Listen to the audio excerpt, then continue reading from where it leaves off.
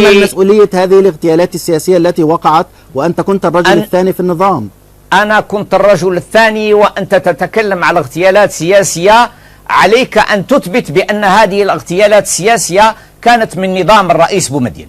أنا لست في وضع الإثبات، ولكن هذه أشياء منشورة عن اغتيال أحمد خميستي وكريم بالقاسم وعشرات آخرين. أرسل لي بعض المشاهدين رسائل تتضمن أسماءهم.